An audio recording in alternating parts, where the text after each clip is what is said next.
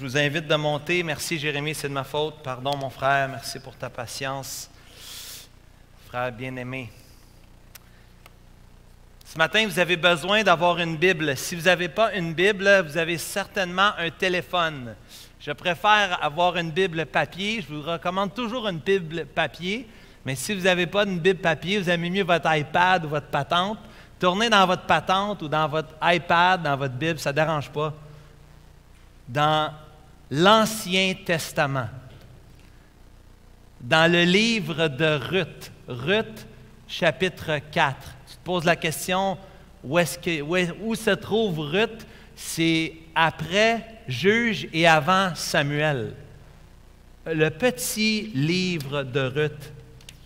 Et nous allons lire la bonne parole de Dieu ce matin.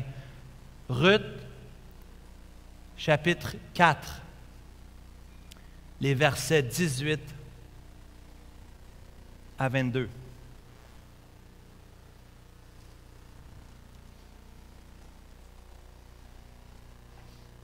Voici ce que dit la bonne parole de Dieu. Voici la postérité de Péretz. Péretz engendra Hétzron. Hétzron engendra Ram. Ram engendra Aminadab. Aminadab engendra Nachon. Nachon engendra Salmon. Salmon engendra Boaz. Boaz engendra Obed. Obed engendra Isaïe. Et Isaïe engendra David. Voici la lecture de la bonne parole de Dieu. Seigneur Jésus, merci pour ta parole. Aide-nous ce matin à saisir ta pensée. Merci Seigneur pour ta parole. Merci parce que ta parole, elle est bonne pour nous. Merci Seigneur, parce que toute écriture est inspirée par toi et utile pour nous enseigner, pour nous corriger, pour nous convaincre, pour nous instruire dans la justice, afin que nous soyons des hommes et des femmes accomplis et propres à toute bonne œuvre. Bénis ta parole dans nos cœurs ce matin. Nous t'en prions dans le nom de Jésus. Amen. Est-ce que vous croyez que la parole de Dieu, c'est la vérité? Est-ce que vous croyez que toute la parole de Dieu dit vrai? Est-ce que vous croyez que toute la parole de Dieu, chaque mot, chaque pensée vient de Dieu et c'est bon pour nous? Peut-être que vous ne comprenez pas vraiment ce qui vient de vous arriver. Dans notre habitude, on ne lit pas des généalogies en guise de passage biblique ce matin. 5 versets à la fin d'un livre de la Bible, 10 générations. Comme diraient les jeunes, c'est quoi le rapport? Hein? C'est quoi le rapport ce matin? 5 versets qui se trouvent dans un livre de l'Ancien Testament qui a probablement été écrit il y a 3000 ans. 5 versets, les 5 derniers versets, et ça c'est vraiment important, les 5 derniers versets d'un livre, le point culminant de la courte histoire de Ruth, nous est présenté par l'auteur par une généalogie, celle que je viens de vous lire. L'auteur aurait pu terminer, vous avez votre Bible, regardez au verset 17, l'auteur aurait pu terminer bien correctement au verset 17. Le verset 17 termine avec cette histoire de Ruth qui a eu un fils. Naomi devient grand-maman. Le garçon s'appelle Obed. Obed devient le père d'Isaïe. Isaïe devient le père de David. Ça, c'est le verset 17. Ça aurait pu terminer là, mais non. Non. L'auteur veut que tu vois plus que ça ce matin. L'auteur veut terminer avec une généalogie, une généalogie bien importante. Cette généalogie, cette lignée, oriente l'interprétation en entier du livre de Ruth. Dieu, le Saint-Esprit, c'est lui qui inspire. L'auteur ici, l'auteur inconnu, on ne sait pas qui a écrit le livre de Ruth, certains pensent que c'est Samuel, mais Dieu, le Saint-Esprit, dirige l'auteur pour nous amener là, pour terminer là. Les noms que je viens de vous lire vous disent peut-être quelque chose. Peut-être qu'il y a des noms là-dedans que vous avez reconnus, mais même des gens qui viennent ici depuis longtemps, il y a des noms là-dedans que vous vous dites, mais qu'est-ce que ça fait là? Dieu les a mis là avec un but précis. Ici, on a affaire avec une généalogie sélective, c'est-à-dire que c'est 900 ans d'histoire avec seulement 10 générations ou 10 noms. Mais il y a bien plus de personnes. Si on mettait les personnes une après l'autre, la généalogie aurait été beaucoup plus longue. L'auteur choisit parmi toutes les 900 ans 10 générations et les met en avant-plan pour qu'on puisse les voir, pour que Israël, le peuple de Dieu, se rappelle la bonté, la fidélité de Dieu. Dieu, c'est l'antithèse. Dieu, c'est le contraire du hasard. Aujourd'hui, on va parler de quelqu'un qui a eu une chance dans la vie. Hein? J'ai eu comme une porte qui s'est ouverte. J'étais chanceux. Mais la parole de Dieu ne parle pas comme ça. Dieu n'est pas le Dieu du hasard. Dieu a un but, Dieu a une intention, Dieu a une direction. Et notre histoire, c'est son histoire. Pas d'amène ce matin? Notre histoire, c'est son histoire. C'est l'histoire de Dieu que Dieu est en train d'écrire. Et ce matin, je n'ai pas le temps de voir les 10 générations avec vous, mais j'en ai choisi 3 ce matin, 3 générations qu'on va regarder ensemble. 3 générations, pardon, dans Ruth chapitre 4, versets 18 à 22. Premièrement, on va voir la génération, la première, la génération, la personne de Péretz. Deuxièmement, on va voir Boaz, la 7e de la lignée. Et finalement, on va voir le dernier, qui est David, le 10e et dernier nom de la liste. 3 noms qui, selon moi, sont les plus importants de la liste. Il y en a d'autres. Salmon, qui est juste avant Boaz. Salmon, c'est le mari de Rahab, la prostituée. Hein? Souvenez-vous des murs de Jéricho qui ont tombé, la maison qui a été épargnée. Hein? Rahab, son mari s'appelait Salmon. On aurait pu parler de lui aussi, mais on en passe. L'auteur ici nous présente cette généalogie sélective. Il va sauter des générations. Ce n'est pas la seule fois que ça arrive dans la Bible. Même dans Matthieu chapitre 1, en préparant la venue du Messie, on a 14 générations. L'auteur ne nous donne pas tous les noms. Ça, c'est normal, ça arrive souvent. L'auteur doit faire des choix parce qu'il veut mettre un accent, parce qu'il veut diriger notre attention. Et quand les auteurs bibliques nous racontent quelque chose, ce n'est pas seulement qu'ils veulent nous relater des faits, mais aussi qu'ils veulent nous diriger au niveau de l'interprétation. Et un des commentateurs que je lisais disait que souvent les choses les plus bizarres sont les choses qui nous montrent ce que Dieu veut nous enseigner. Et c'est vraiment un peu bizarre ce matin de voir une généalogie à la fin d'un livre.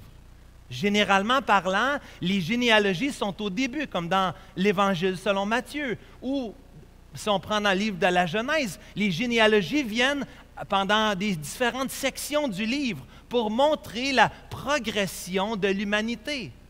Ici, la généalogie, c'est le point culminant, le haut point de tout le récit. Et on commence avec Péretz. Pas n'importe qui, Péretz. Vous avez votre Bible, vous voyez dans Ruth chapitre 4, au verset 18, le nom de Péretz. Qui est Péretz? Pourquoi commencer avec Péretz. Est-ce qu'il y a une promesse qui a été faite à Péretz? Non, en fait, la promesse a été faite à son père. Le père de Péretz s'appelle Juda. Et Juda, il y a une promesse qui a été faite. Juda, c'est une des 12 tribus de Jacob. La promesse a été faite à Juda dans Genèse 49 au verset 10 que le sceptre, ça veut dire le sceptre royal, la royauté viendrait de la tribu de Juda et non de la tribu de Benjamin. Saül était de la tribu de Benjamin. Mais ici, l'auteur veut que tu vois que c'est Juda et que c'est le fils de Juda. On aurait pu commencer avec Juda, la généalogie dans Ruth chapitre 4, mais l'auteur veut que tu vois quelque chose autre. Et j'aimerais que tu tournes dans ta Bible, tu gardes un doigt dans Ruth, je vais vous faire tourner à 2 autres places ce matin. Tourne dans Genèse au chapitre 38 pour voir l'histoire de Péretz. Genèse 38, puis on ne peut pas lire les 30 versets ce matin, mais il y a vraiment quelque chose d'important et d'intéressant pour chacun d'entre nous. Notre histoire, c'est son histoire. Notre histoire, ton histoire, c'était un enfant de Dieu, c'est son histoire. L'histoire qu'il veut écrire dans ton cœur. Et Péretz, on le voit dans Genèse 38, les versets 1 à 30, et je vais être franc avec vous, c'est une histoire qui est assez malaisante. Une histoire qui nous rend un peu inconfortable. Il y en a qui parlent de la Bible, je pense qu'il y en a beaucoup qui ne l'ont pas lu, parce que la Bible parle de tout, absolument de tout. Tout est là, mes amis. On n'a pas besoin d'ouvrir la télévision, regarder les nouvelles. Ça existait déjà dans le temps. Genèse au chapitre 38. L'histoire de Tamar. Tamar, vous vous souvenez peut-être, vous pouvez regarder avec vos yeux, Tamar est veuve. Tamar, c'est la bru, la belle-fille de Juda. Elle a marié son fils. Le fils est mort. C'est je pense, le nom du fils. Tamar n'a pas de progéniture. Elle n'aura pas une descendance parce qu'elle est veuve, elle n'a pas eu d'enfant. Qu'est-ce qu'elle va faire? Au verset 18, regarde Genèse 38, verset 18, c'est pas moi qui dis ça. La parole de Dieu nous dit que Tamar, pour s'arranger d'avoir une progéniture, se déguise en prostituée, se met un voile, les prostituées se mettaient un voile, s'habillaient d'une certaine façon. Elle a changé ses vêtements, elle a enlevé ses vêtements noirs de deuil, de tristesse, elle s'est habillée en prostituée et elle s'est rendue disponible pour nul autre que son beau-père, Juda. Tu sais, dans la parole de Dieu, chacun des personnages, c'est des moineaux aussi, hein, comme on dit en québécois. Des méchants moineaux. Hein? Des gens qui ont leur haut, leur bas. Qu'on parle d'Abraham, qu'on parle de David, qu'on parle ici de Juda. Ils ont tous leurs bébites, leurs problèmes, comme vous et moi. Et Juda va vers cette femme, ne la reconnaît pas. Tamar n'est pas folle. Elle lui demande d'avoir quelque chose en échange. Hein? Elle demande le bâton, elle demande le cordon, elle demande le cachet pour prouver, hein, pour qu'elle puisse avoir des preuves que c'est vraiment lui. Et regardez ce qui arrive à Tamar. Tamar couche avec son beau-père et tombe enceinte. Elle tombe enceinte. Et qui va sortir du sein de Tamar?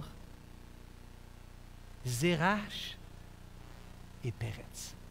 En fait, Zérach a sorti la main en premier, mais Péretz a descendu la main, puis il a sorti lui, il voulait sortir avant l'autre. C'est de là vient son nom. Le Seigneur fait quelque chose d'absolument impossible. Et tellement que l'auteur veut que tu vois ça dans Ruth chapitre 4, va voir, retourne en Ruth 4, regarde au verset 12. L'auteur ne va pas seulement mentionner Péretz une fois au verset 18, mais l'auteur va relater le témoignage des femmes. Les femmes de la ville. Hein? Que tu sois comme Rachel et Léa, que tu sois comme Péretz, la génération de Péretz. La postérité, Ruth 4, verset 12, puisse la postérité que l'Éternel te donne à Boaz, par cette jeune femme Ruth, rendre ta maison semblable à la maison de Péretz qui fut enfantée à Juda par Tamar.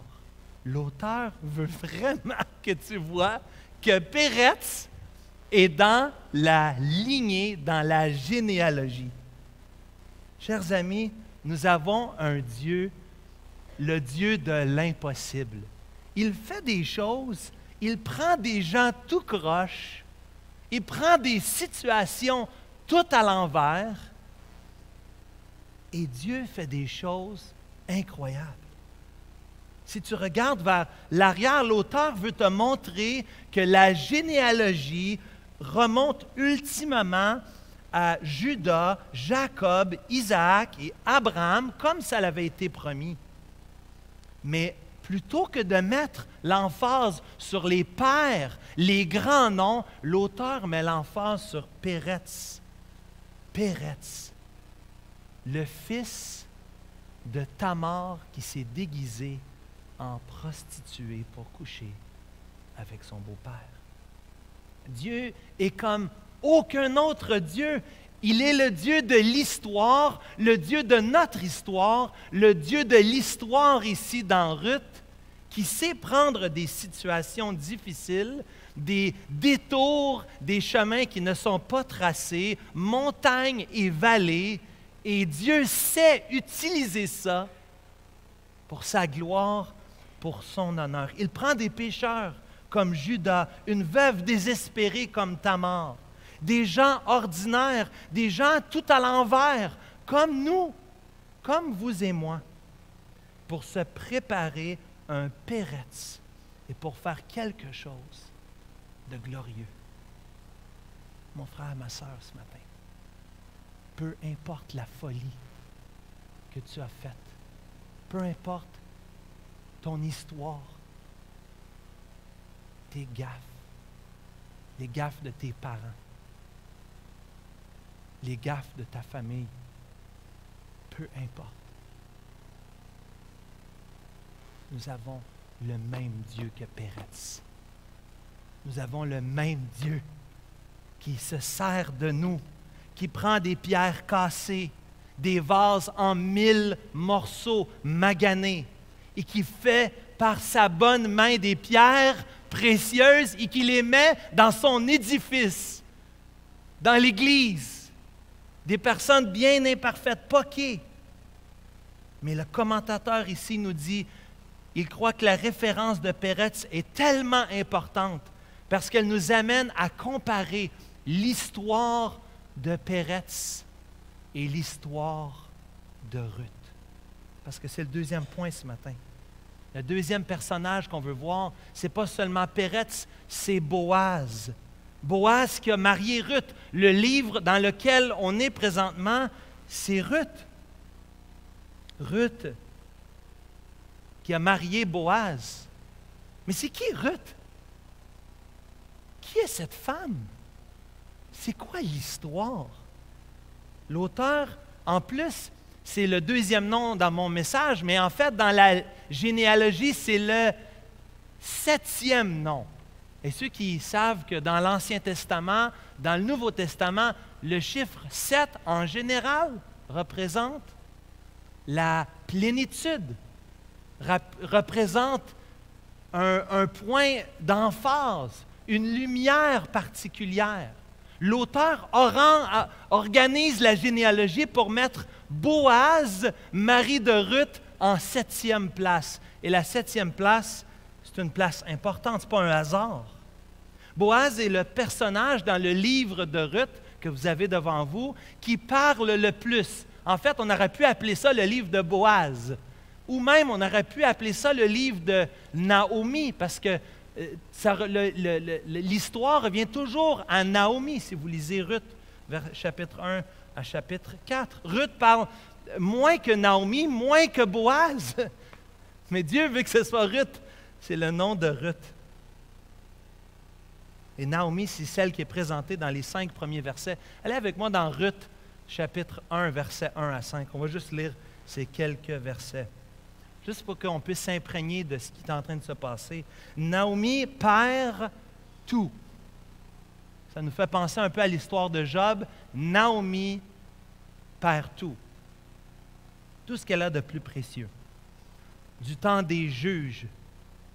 Ruth 1, verset 1. Les juges, le verset important dans le livre des juges, c'est « Chacun faisait ce qui lui semblait bon ». C'est un temps de cacophonie, c'est un temps de zizanie. Tout est à l'envers pour Israël dans le temps des juges. Et du temps des juges, Ruth 1, verset 1, il y eut une famine dans le pays, probablement le résultat du péché des juges. Un homme de Bethléem de Juda partit avec sa femme et ses 2 fils pour faire un séjour dans le pays de Moab. Le nom de cet homme était Élimélec. Celui de sa femme était Naomi. Et ses 2 fils s'appelaient Machlon et Kiljon. Ils étaient Éphratiens de Bethléem de Juda. Arrivés au pays de Moab, ils y fixèrent leur demeure. Élimélec, mari de Naomi, mourut. Et elle resta avec ses 2 fils. Et ils prirent des femmes moabites, dont l'une se nommait Orpa et l'autre se nommait Ruth. Ils habitèrent là environ 10 ans. Machlon et Kiljon moururent aussi tous les 2, et Naomi resta privée de ses 2 fils et de son mari. Le commentateur Davis dit que c'est la mathématique des problèmes ici. Une famine, 3 décès, 3 veuves dans l'espace de 10 ans. Elle perd tout. En 5 versets, sa vie est complètement chamboulée. Vous le savez, vivre ici-bas sur terre, on va tous passer par des épreuves, des moments difficiles. Et ça change aussi rapidement, n'est-ce pas? Certains d'entre vous, vous avez expérimenté le départ de votre pays dans des situations très difficiles, dans des circonstances difficiles. D'autres, vous avez perdu un conjoint, un parent, dans des circonstances extrêmes, une mort subite, un arrêt cardiaque ou un cancer virulent, un départ, une séparation d'une personne qu'on aime, des enfants qui ont changé du tout au tout en très peu de temps. Nous ne croyons pas à l'évangile de la prospérité, n'est-ce pas? Parce que nos vies, nous sommes tous faibles et notre vie peut basculer en un instant. Naomi ici perd tout.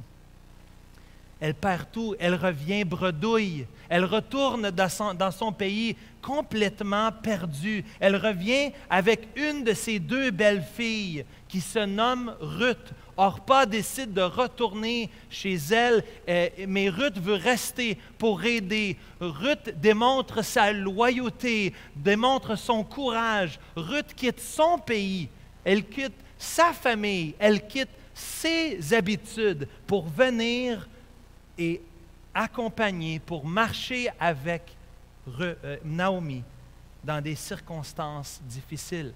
Tu parles d'aimer la belle famille. Ruth est tout un exemple d'aimer sa belle famille. Ça nous exhorte tous, n'est-ce pas? D'aimer nos beaux-parents, notre belle maman. Elle était attachée. Regardez dans Ruth 1, verset 14. Elle était attachée à sa belle maman. Et regardez la déclaration des versets 16 et 17 du chapitre 1er. Lorsque Naomi presse Ruth de partir. Non, retourne. Naomi veut libérer Ruth. Vas-y, je ne peux pas donner un autre fils. Même si je tombais enceinte, je ne pourrais pas donner un autre garçon avant 20 ans. Vas-y, vas-y, vas-y, retourne chez toi. Et Ruth répondit, 1 verset 16, « Ne me presse pas de te laisser, de retourner loin de toi. Où tu iras, j'irai. Où tu demeureras, je demeurerai. Ton peuple sera mon peuple. Ton Dieu sera mon Dieu. Où tu mourras, je mourrai, et j'y serai enterré. Que l'Éternel me traite dans toute sa rigueur, si autre chose que la mort vient à me séparer de toi. » Ruth, une Moabite. Ruth, une femme païenne. Une femme où on ne connaît pas Dieu dans son pays. On est loin de Dieu. Ruth renonce à sa propre vie. Ruth renonce à sa propre famille. Ruth renonce à ses dieux, à ses idoles, pour décider de suivre Yahweh, l'Éternel, le Dieu vivant et vrai. Est-ce que tu connais Dieu comme ça, cher ami? Est-ce que tu connais un Dieu, le Dieu de Ruth et de Naomi? Oui, c'est vrai. Naomi avait fait un disciple de Ruth. Et Ruth s'attachait à Naomi, mais plus encore, elle s'attache à l'Éternel. Et elle a abandonné. Elle a abandonné son ancienne vie. Est-ce que tu as abandonné ton ancienne vie aujourd'hui? Est-ce que tu as abandonné ta vie de péché, cher ami, aujourd'hui? Est-ce que tu as abandonné tes idoles? Es-tu prêt même à renoncer à ta propre famille? Je ne veux pas voler le punch de mon frère. La semaine prochaine, dans Luc, chapitre 14, versets 26 à 27, Jean-Marie va prêcher dimanche prochain au sujet du Seigneur Jésus qui dit, « Si quelqu'un vient à moi et qu'il n'haït pas son père, sa mère, sa femme, ses enfants, ses frères, ses sœurs, même sa propre vie, il ne peut pas être mon disciple. Et quiconque ne porte pas sa croix et ne me suit pas ne peut être mon disciple. » Ruth était prête à renoncer à elle-même, à renoncer à ses idoles, même à sa famille, pour suivre l'Éternel et accompagner Naomi. Ruth renonce à tout. Elle qui avait déjà beaucoup perdu. Elle a perdu son beau-frère, elle a perdu son beau-père, elle a surtout perdu son mari. Mais Naomi, elle, ne va pas trop bien. Rapidement, on voit la vie de Naomi. En parlant de Boaz, il faut faire le tour du jardin. Naomi, elle a tout perdu. Elle revient les mains vides et surtout le cœur lourd. « Seigneur, qu'est-ce qui se passe? Seigneur, j'ai tout perdu. » Naomi ne pouvait pas voir ce que nous, on voit aujourd'hui. Naomi n'avait pas le récit de la Bible devant elle. Elle vit l'épreuve. Elle ne comprend pas. Les gens la voient. Les gens la voient revenir dans son pays, de revenir dans Bethléem. Et qu'est-ce qu'on dit? N'est-ce pas là Naomi? Que veut dire le nom Naomi? Le nom Naomi veut dire heureuse, joyeuse, bénie. Est-ce que Naomi est joyeuse? Est-ce qu'elle est heureuse? Est-ce qu'elle est bénie? Loin de là. Qu'est-ce qu'elle déclare à ses amis? Elle dit non, non, je veux que vous changiez mon nom. Changez mon nom de Naomi à Mara, qui veut dire amertume, amère. Parce que l'Éternel m'a rendu amer. J'ai tout perdu. J'ai perdu ma famille. J'ai perdu mes fils. J'ai perdu mon mari. Et je reviens bredouille. Naomi est là, dans le pire de sa situation. Elle est toute à l'envers. Qu'est-ce qu'elle peut faire dans une situation pareille? Et lorsqu'elle revient, regardez dans Ruth chapitre 2 ce matin, Ruth chapitre 2, lorsqu'elle revient, Ruth se met à travailler. Et en travaillant, elle voit Ruth 2, verset 5. Ruth se met à travailler parce qu'elle veut prendre soin de sa belle-mère Naomi, qui est désemparée, qui est âgée, qui est en difficulté. Et en allant travailler, cette femme de Dieu se fait remarquer par Boaz, au verset 5. On va parler de Boaz un peu. Boaz, il l'a vu. Le texte ne dit pas qu'elle était belle de figure, mais le texte nous dit qu'elle était belle de caractère et de cœur. Ça, c'est une grande vertu, n'est-ce pas? Plusieurs croient même que Ruth, c'est la femme dont on parle dans Proverbes au chapitre 31, la femme vertueuse, à cause de Ruth 3, verset 11 et de Ruth 4, verset 15. Ruth vaut mieux que 7 fils. Elle est plus loyale, elle est plus fidèle, spirituelle. Boaz a bien remarqué dans les versets 8 à 13. Il a remarqué la qualité de cette personne. Boaz, lui aussi, est un homme de Dieu.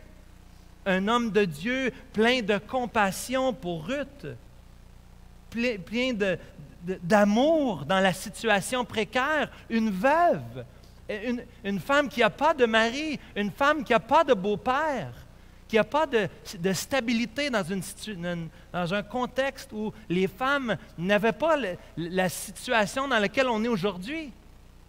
Les femmes étaient exposées à cette époque-là si elles n'avaient pas un mari, si elles n'avaient pas un fils pour prendre soin d'elles. Et l'auteur veut que tu vois la femme de Dieu ici. La femme de Dieu.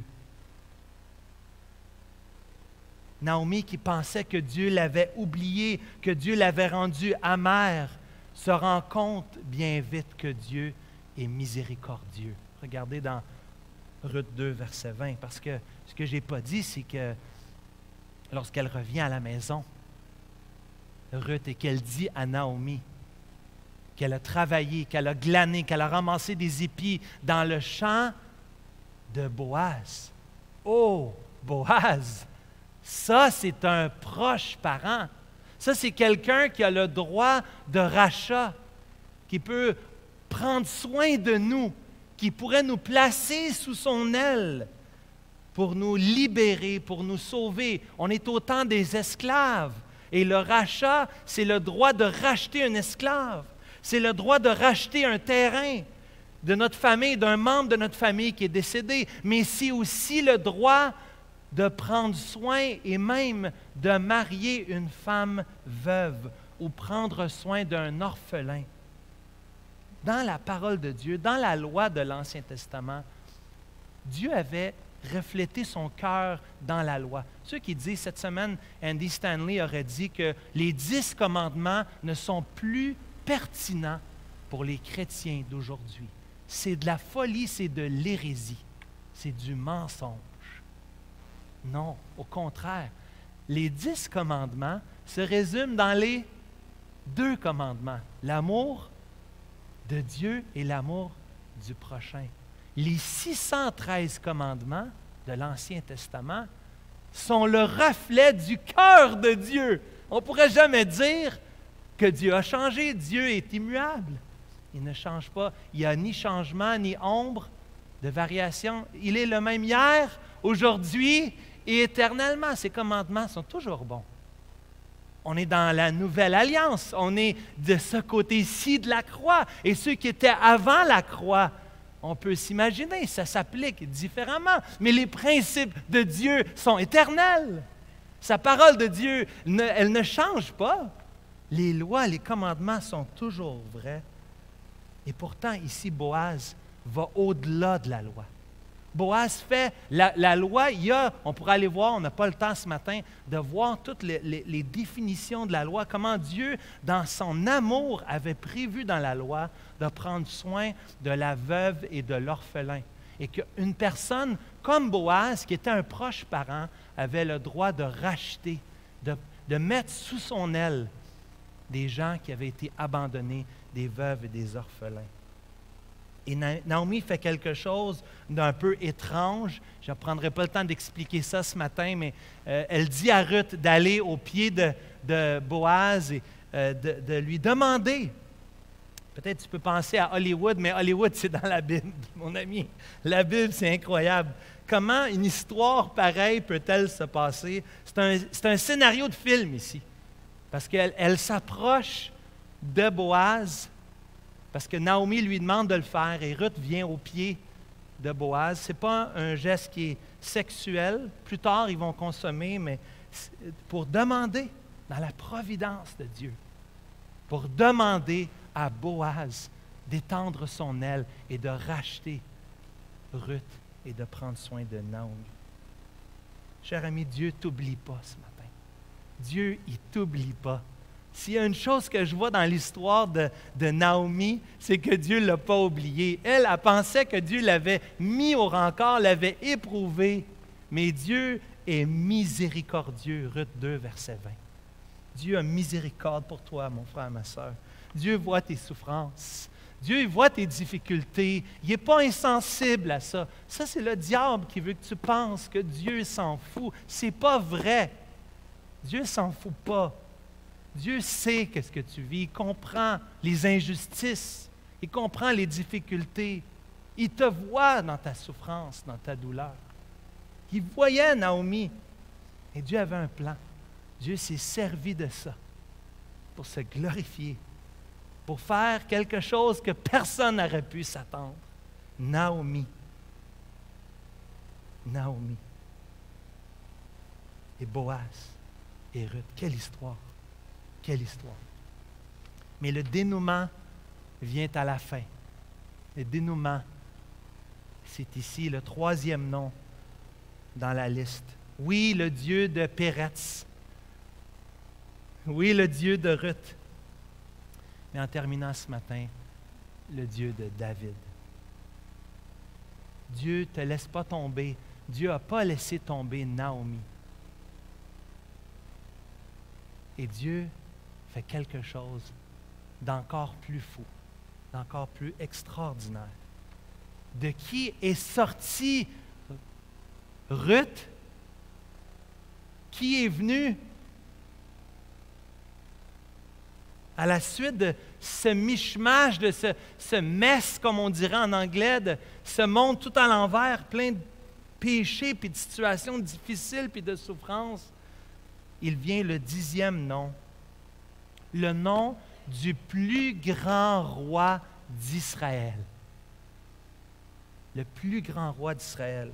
Le fils d'Isaïe, le petit berger qui protégeait les brebis de son père dans les champs et qui les délivrait de la gueule du lion et de l'ours. Celui qui jouait de la douce musique, de la harpe pour apaiser Saül, son ennemi. Celui qui était reconnu comme étant un guerrier. Celui qui défend l'honneur de Dieu devant les Philistins, devant Goliath.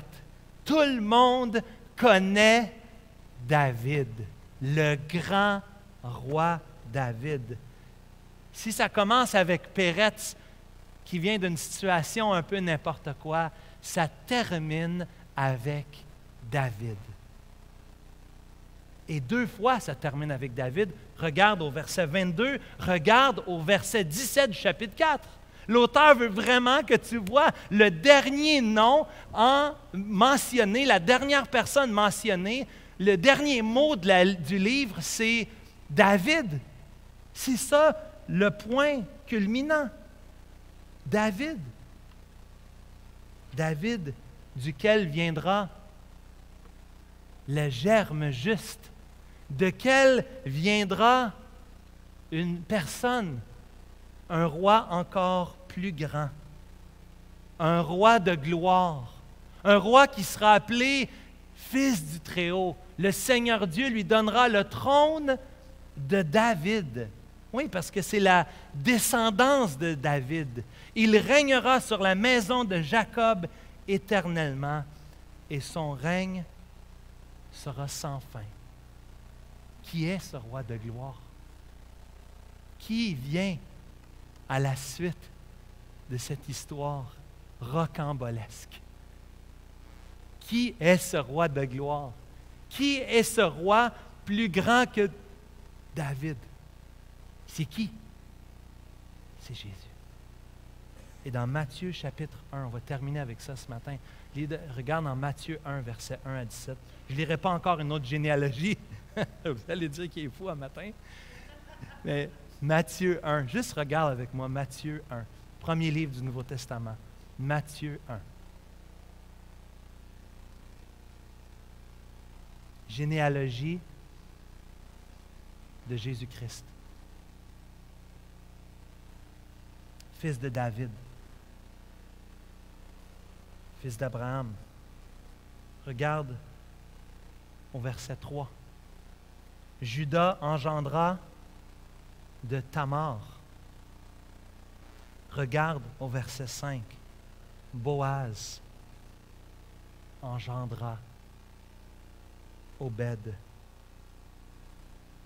de Ruth. Le Seigneur Jésus vient de cette lignée davidique. Dieu, dans sa miséricorde, dans un plan absolument incroyable, veut que tu vois ce matin que les généalogies sont importantes. Parce que les généalogies nous rappellent que Dieu aime les personnes. Et Dieu aime des pécheurs, toutes sortes de personnes, tout à l'envers. Et Dieu veut se glorifier dans notre histoire, dans ton histoire. Pourquoi une généalogie à la fin de Ruth? Parce que Ruth, c'est vraiment au sujet de David. La lignée royale de David qui mène à Jésus en passant par Péretz, le fils d'une femme qui a couché avec son père, et par Ruth la Moabite que Boaz a mariée pour que vienne Obed, le grand-père du roi David. Dieu passe par tous les moyens pour sauver, pour se glorifier, pour attirer à lui ceux qu'il désire et pour accomplir son œuvre, pour mettre un autre trophée de sa grâce dans sa collection d'hommes et de femmes que Dieu a sauvés. Notre histoire, c'est son histoire. Il veut continuer d'écrire cette histoire aujourd'hui. Il veut changer le cours de ton histoire. Ce matin, si tu n'as pas placé ta confiance en Jésus-Christ, si tu ne vois pas ce matin le roi qui est venu dans une crèche et qui a terminé sa vie à la croix, qui a donné sa vie pour te sauver. Il vient de cette lignée davidique. Et Dieu veut utiliser son Fils comme le seul moyen pour te sauver aujourd'hui. Repens-toi, place toute ta confiance en lui. Il te sauvera pour jamais.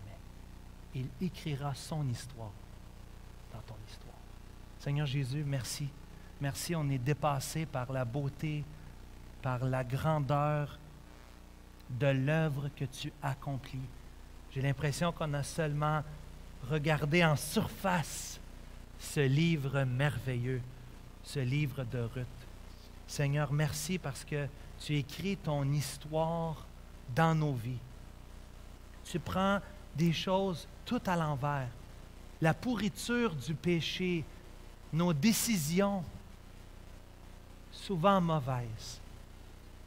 Et Seigneur, tu fais quelque chose d'absolument incroyable. Nous te remercions, Seigneur, pour ta providence, pour ta souveraineté qui est à l'œuvre. Nous voulons terminer en nous exclamant comment tu es un Dieu glorieux, un Dieu grand et digne d'être célébré. Nous voudrions, Seigneur, ce matin, reconnaître que mettre sa confiance en Jésus, c'est la meilleure décision de notre vie. Parce que toi, Jésus, tu viens de cette lignée royale, cette lignée davidique. Chantons pour terminer, celui qui met en Jésus une pleine confiance.